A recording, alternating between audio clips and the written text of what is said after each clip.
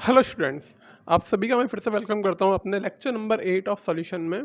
पिछले वीडियो में अपन ने रॉल्स लॉ पढ़ा था, P T equal to P one naught X one plus P two naught X two, है ना। आप लोगों को याद भी होगा, मैंने 2 क्वेश्चन भी कराए थे और मैंने बोला था अभी अपन उसको में काफ़ी और डिटेल भी पढ़नी है, क्योंकि वो उससे खाली वो इक्वेशन ही सब कुछ नहीं थी। क्वेश्चन अपन ने देख लिए थे कैसे कर रहे थे, मोल फ्रैक्शन का यूज़ आया था। एक क्वेश्चन में डायरेक्ट मोल दिया था तो वहाँ से मोल फ्रैक्शन फाइंड करा था, और सेकंड क्वेश्चन में आपको मास दिया था, मास से मोल निकाला था, फिर मोल फ्रैक्शन निकाला था, है ना। तो वो सब प्रैक्टिस अपन करते रहेंगे आगे भी। पर आज उसी इक्वेशन को मैं ग्राफिकल फॉर्म में कैसे यूज़ करूँगा, मतलब ग्राफिकल रिप्रेजेंटेशन क्या होगा रॉल्स लॉ की इक्वेशन का, वो अपन को सीखना है ना। तो मैं एक बार तुम्हें दोबारा रिवाइज करा दूँ। इक्वेशन थी अपनी पी एस या पी टी, मतलब टोटल प्रेशर या प्रेशर ऑफ सॉल्यूशन बोल दूँ मैं, एक ही बात है। वो थी अपना P one naught X one plus P two naught X two. अब इस बहुत सी बुक्स में ना इस एक्स वन एक्स टू को जीटा वन जीटा टू बोलते हैं, मतलब सिंबल कुछ इस तरह का बन जाता है, इस तरह का ये मोल फ्रैक्शन। मैं कॉम्प्लिकेशन नहीं करता, simple X one X two बोल रहा हूँ, सिर्फ मुझे तो डिनोशन करना चाहिए। मैं उसको डिनोट किसी से भी करूँ, मीनिंग वही रहेगा, मोल फ्रैक्शन, ठीक है। अब देखो यहाँ पे, अब मैं ग्राफ कैसे ड्रॉ करता हूँ। सपोज ये मैंने लिया एक ग्राफ, ठीक है। यहाँ पे मैंने मार्क करा ये x1 mole fraction of first part. x1 की वैल्यू यहाँ पे 0 हो एक्स एक्सिस पे, और यहाँ आते आते x1 की वैल्यू कितनी हो जाएगी, 1 हो जाएगी, ठीक है। ये ग्राफ यहाँ पे ख़त्म हो गया, है ना, ठीक है। यहाँ पे 0, यहाँ पे 1, तो बीच में 0.1 0.2 0.3 0.4 0.5 से लेके 1 तक हो जाएगी, है ना, ठीक है। ये आपका ग्राफ चलेगा किसका, मोल फ्रैक्शन का, मोल फ्रैक्शन ऑफ x1, ठीक है। अब आप बताओ मुझे, अगर x1 की वैल्यू 0 है तो x2 की वैल्यू कितनी होगी। आपको याद होगा x1 प्लस x2 का सम होता था 1। अगर x1 0 है तो इस वैल्यू पे x2 होगा 1, यहाँ x1 1 है तो x2 हो जाएगा 0, ठीक है। ये चीज़ भी आपको क्लियर है। और जो मिड वाली कंडीशन है 0.1 0.2 0.3 0.4 0.5, तो यहाँ पे x1 कितना है 0.5, तो यहाँ पे x2 भी हो जाएगा आपका 0.5, दोनों इक्वल होंगे x1 x2 मिड पे, हाफ हाफ कंट्रीब्यूशन हो गया दोनों का, ठीक है। अब मैं क्या करता हूँ, एक एक्सेस यहाँ पे ड्रॉ कर लेता हूँ, ठीक है। ये चल रहा है x1 0 to 1, ये चल रहा है x2 0 to 1, ठीक है। और ये जो आपका वर्टिकल लाइन है, ये लाइन हो जाएगी आपकी वेपर प्रेशर की, वेपर प्रेशर, ठीक है, वेपर प्रेशर। और ये भी लाइन आपकी किसकी हो जाएगी, वेपर प्रेशर, वेपर प्रेशर, ठीक है। कोई दिक्कत नहीं है इसमें, ठीक है।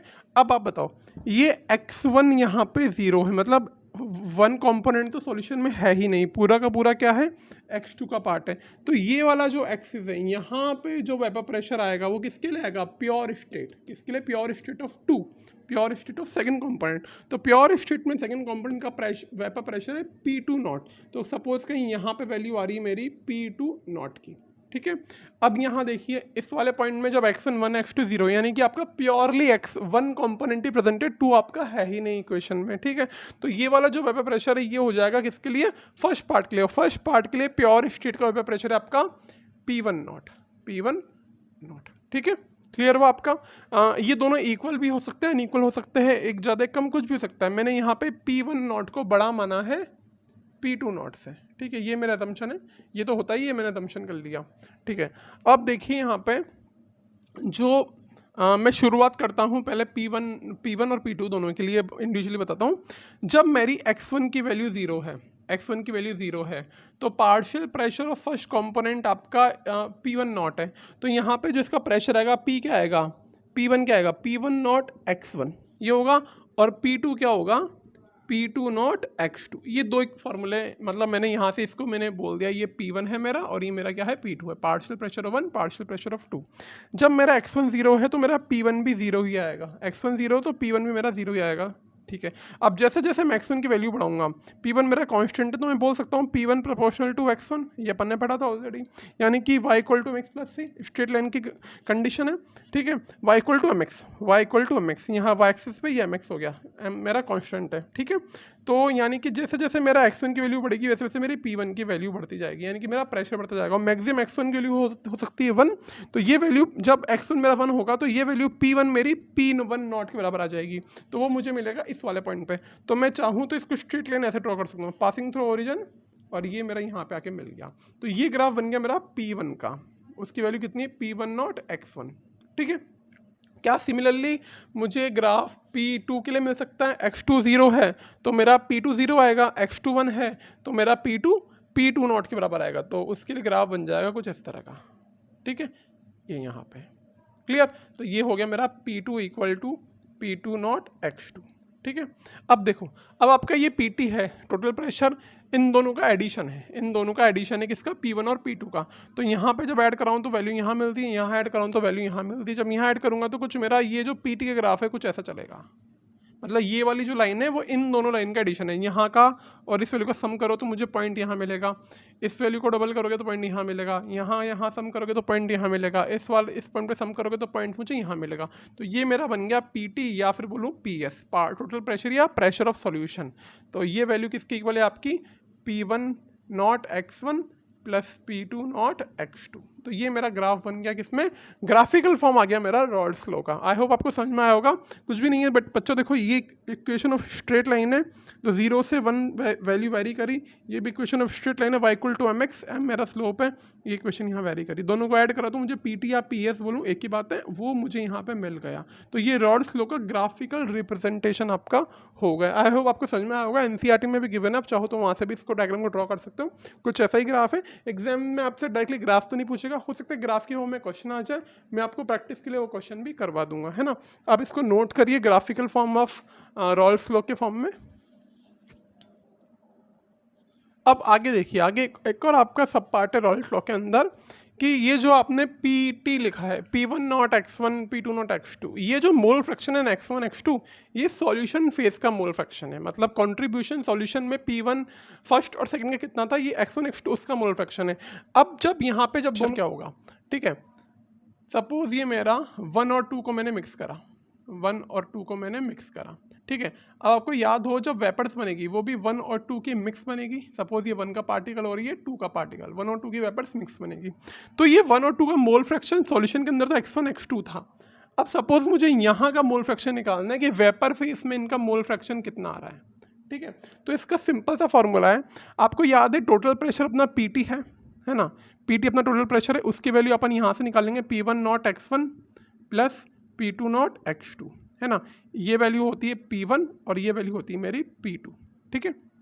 अगर सपोज आपको मोल फ्रैक्शन निकालना है वेपर फेस में तो आप फॉर्मूला से लिखोगे P1 मेरा पार्शियल प्रेशर ऑफ फर्स्ट, ये मेरा टोटल प्रेशर इनटू y1 होगा वेपर फेस का मोल फ्रैक्शन। इसी तरह से P2 का हो जाएगा टोटल प्रेशर इनटू y2। अब ये y1 and y2 are mole fraction in vapour phase, mole fraction of first and second in vapour phase, ये मेरा वेपर फेस का मोल फ्रैक्शन है, ठीक है। x1 x2 मेरा सॉल्यूशन में मोल फ्रैक्शन था उन कंपोनेंट का, और y1 y2 जो वेपर्स बनी है उनका मोल फ्रैक्शन, क्योंकि जरूरी नहीं पूरे कंपोनेंट की वेपर बने, कुछ पार्ट की वेपर बनेगी तो y1 y2 उनका मोल फ्रैक्शन है। अब ये चीज़ आपको एक न्यूमेरिकल की फॉर्म में कराता हूँ, तब ज़्यादा अच्छे समझ में आएगी ना, तब तक आप इसको नोट करिए, यहाँ हेडिंग डाल लीजिएगा मोल फ्रैक्शन ऑफ वेपर फेस, ठीक है, मोल fraction of vapour face. NCERT में भी ये गिवन है आपकी इक्वेशन, आप वहाँ भी इजीली कर सकते हो। अगर सपोज आपके n नंबर ऑफ कंपोनेंट है तो आप ऐसे लिख सकते हो Pn equal to PT into YN, है ना, ये जनरलाइज फॉर्म में हो गई। 1 2 3 जितने कंपोनेंट आप इसको इजीली वहाँ पे यूज़ कर सकते हो। अब अपना ये क्वेश्चन देखिए, ये क्वेश्चन इन टेक्स्ट का है, अभी काफ़ी अच्छा क्वेश्चन है, इसमें आपके अपन ने जो कल पढ़ा था वो भी कवर हो जाएगा और अपन ने अभी जो टॉपिक पढ़ा था वेपर फेस वाला वो भी कवर हो जाएगा, ठीक है। एक बार आप खुद ट्राई करिए, इसमें 2 पार्ट है। The vapour pressure of the pure liquid NB, 2 liquid A और B, उनका प्योर स्टेट में प्रेशर है 450 एंड 700 mm of Hg, ठीक है। अब इसने बोला है find out the composition of liquid mixture if total vapour pressure is 600 mm of Hg। अब देखो आपको क्या गिवन है, आपको यहाँ पे PA नॉट, A और B यूज़ करा है तो मैं यहाँ A और B यूज़ करूँगा। PA नॉट गिवन है आपको 450 mm of Hg, यूनिट नहीं लिख रहा मैं, और PB नॉट आपको गिवन है 700 mm of Hg, ठीक है। और यहाँ पे टोटल प्रेशर गिवन है आपको 600 mm of Hg, क्लियर। अब अननोन क्या है, अननोन यहाँ पे x1 और x2 है, x और xb है, 1 2 यूज़ नहीं करूँगा, अब a और b यूज़ करूँगा। तो आपको यहाँ पे लिक्विड मिक्सचर के अंदर क्या कॉम्पोजिशन है वो फाइंड करना है, यानी कि आपको xa एंड xb फाइंड करना है। अब देखो x से फाइंड कर लूँगा, 1 में से माइनस कर दूंगा तो आपका एक्स बी आ जाएगा। आपको ये फाइंड करना है और इसने बोला है also find the composition in vapour phase, यानी कि आपको Y A and Y B भी फाइंड करना है। अब दो पार्ट है, ये पार्ट आप इजीली कर सकते हो और ये पार्ट मैं आपको करवा दूंगा, है ना। खुद ट्राई करिए, मैं आपको बताता हूँ इसका सॉल्यूशन कैसे होगा। वीडियो पॉज करके ट्राई करिए, ठीक है। अब as we know formula is P T equal to P A naught X A plus P B naught X B, ये फार्मूला है अपने पास, ठीक है। अब मैं यहाँ पे इसकी वैल्यू लिख दूंगा 600 पी टी की, इसकी 450 एक्स ए प्लस 700 और इसकी एक्स बी, है ना। अब x A plus x B की वैल्यू होती है 1, क्योंकि यहाँ पे इस इक्वेशन में क्या है, 2 अननोन आ रहे हैं और आपको फाइंड करना है। तो सिंगल इक्वेशन से आप 2 अननोन फाइंड नहीं कर सकते हैं, तो मैं यहाँ क्या करूँगा, एक्स बी को लिख दूंगा 1 माइनस एक्स ए। क्या लिखूंगा, एक्स बी को 1 माइनस एक्स ए। तो ये इक्वेशन हो जाएगी 600 equal to 450 X A plus 700 1 minus X A. X B को लिख दिया 1 माइनस एक्स ए, तो इक्वेशन वापस से हो जाएगी आपकी 450 X A plus 700 minus 700 x A. Bracket को सॉल्व कर लिया। अब देखो ये इनका सम कितना आएगा, 450 माइनस 700 तो ये आएगा 250, ठीक है, माइनस का 250। तो इसको लिख देता हूँ मैं यहाँ पे 250 एक्स है, इसको मैं इक्वल टू के साइन इधर ले आया और ये 600 इधर आके हो जाएगा 100, ठीक है।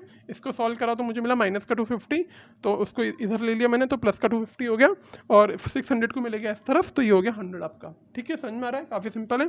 तो एक्स की वैल्यू आपकी कितनी आ जाएगी यहाँ पे, 100 डिवाइड बाय 250, सॉल्व करने पाएगा 2/5, 2/5 होता है आपका 0.4, ठीक है। 2/5 होता है आपका 0.4, यानी कि एक्स से आपका आ गया 0.4, देयर फॉर एक्स भी कितना हो जाएगा आपका 1 माइनस एक्स से, तो 1 माइनस 0.4 ये हो जाएगा आपका 0.6। एक बार फ्रेम चेक कर लो कि आपको विजिबल है नहीं है पूरा वीडियो, थोड़ा सा डाउन करना पड़ेगा इसको। आई थिंक आपको विजिबल होगा। 250 एक्स इक्वल टू 100 आया, तो एक्स की वैल्यू हो गई 2/5 0.4, तो एक्स भी कितना हो जाएगा 0.6, ऑटोमेटिकली पता लग गया क्योंकि दोनों का सम होना है 1। तो ये तो आपका लिक्विड मिक्सचर के अंदर इनका कॉम्पोजिशन आ गया, है ना। यहाँ तक की बात अपनी क्लियर हो गई। ये अपन ने कल सीखा था, कल अपन पी टी फाइंड कर रहे थे, आज अपन ने x1 एक्स ए और एक्स बी फाइंड कर लिया ना, तो इक्वेशन को अदर वे में यहाँ पे सॉल्व कराया अपन ने, क्लियर। अब इसने बोला जब इनकी वेपर बन गई, वेपर्स बनने के बाद वहाँ पे मोल फ्रैक्शन कितना है, तो आपको याद हो फॉर्मूला लिखा था मैंने, P N equal to P N nought, नहीं sorry, P N equal to P T Y N. अब यहाँ पे एन की जगह मैं और भी यूज़ कर लूँगा, तो ये मेरी दो इक्वेशन बनेगी यहाँ पे, P A equal to P T Y A, तो यहाँ पे वाई ए की वैल्यू हो जाएगी मेरी P A divide by P T, और मेरी सिमिलरली वाई बी की वैल्यू कितनी हो जाएगी, P B divide by P T. अब देखो पी टी तो मुझे पता है यहाँ पे 600 है, अब मेरा यहाँ पे मुझे पी ए और पी बी फाइंड करना है, तो नथिंग बट ये जो वैल्यू है ना, ये वाली, ये मेरी पी ए है और ये वाली वैल्यू मेरी क्या है, पार्शियल प्रेशर ऑफ ए और बी, ठीक है। तो मैं यहाँ पे पी ए फाइंड करता हूँ, पी ए मेरा हो जाएगा पी ए नॉट एक्स ए। अब मुझे एक्स ए पता है, तो पी ए नॉट की वैल्यू कितनी थी मेरी 450, तो ये हो जाएगा अपना 450, एक्स ए की वैल्यू मेरी कितनी है 0.4, तो इंटू 0.4, इसको आप इजीली सॉल्व कर सकते हैं। कितना हो जाएगा, ये अराउंड आपका हो जाएगा 180, ठीक है। आप चाहो तो इसको कैलकुलेट कर लीजिए, 450 इंटू 0.4 है ना, तो ये आपका आ जाएगा 180 का राउंड, तो ये हो जाएगा आपका 180। अब देखो यहाँ पे यूनिट आपका mmHg चलेगा प्रेशर का, ठीक है। तो यहाँ पे अगर मुझे यहाँ पे पी ए मिल गया, तो इस वाले फार्मूले को यूज़ करके मैं वाई ए निकाल लूँगा। पहले एक मैं पूरा कर लेता हूँ, अब मैं यहाँ पे पी बी निकाल लेता हूँ, वो हो जाएगा मेरा P B naught into X B, ठीक है। पी बी नॉट मेरा कितना है यहाँ पे 700, तो 700 इंटू 0.6, तो ये हो जाएगा मेरा 420, ठीक है। 7 6 42, हाँ 420 मेरा हो जाएगा। अब मैं यहाँ पे वाई ए फाइंड कर लेता हूँ। वाई मेरा, वाई की वैल्यू कितनी है, P A bye P T, P A कितना है मेरा 180 और पी टी मेरा कितना है 600, ठीक है। ये मेरा है 600, तो ये मेरा कैंसिल हो गया, तो ये मेरा हो जाएगा 6 3 ज़ा 6 10 ज़ा दैट इज़ 0.3 और y भी मेरा हो जाएगा P by P T. P B कितना मेरा 420 बाय 600 तो ये हो जाएगा मेरा 0.7। वैसे भी मुझे याद था 0.3 अगर ये आ रहा है तो वो 0.7 ही आना है, 1 माइनस 0.3 फिर भी कैलकुलेशन चेक करके करा मैंने तो भी 0.7 आ रहा है। 42/60 सॉल्व करोगे तो 6 7 42 6 10 60 0.7 है ना। तो मुझे प्रूफ भी हो गया कि जो मैं कैलकुलेशन कर रहा हूँ, जो मैंने P A P B Y भी निकाले सब सही निकाले, कोई मिस्टेक नहीं है। तो this is the complete solution of that in text. ये क्वेश्चन आपका इजीली 3 मार्क्स या 4 मार्क्स में पूछा जा सकता है ना। इसको नोट डाउन करिए, काफ़ी अच्छा क्वेश्चन है ये।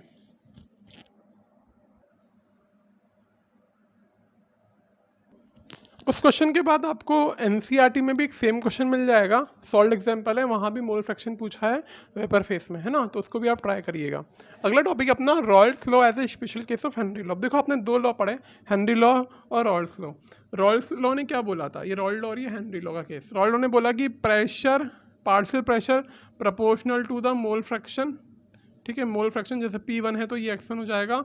जब इसको मैंने हटाया तो ये था मेरा P1 not X1। P1 is the pure state में वेपर प्रेशर, ठीक है, ये हो गया। तो ये पार्शियल प्रेशर था और ये प्योर स्टेट में 1 का वेपर प्रेशर है और ये मोल फ्रैक्शन है फर्स्ट का।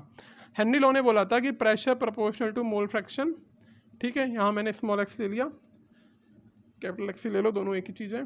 जब मैंने प्रोपोर्शनल का साइन हटाया तो P = KH × X आया, ठीक है। तो दोनों इक्वेशन लगभग दोनों फार्मूले सेम ही है, सिर्फ कांस्टेंट का फ़र्क है। दोनों इक्वेशन सेम है, सिर्फ कांस्टेंट का फ़र्क है।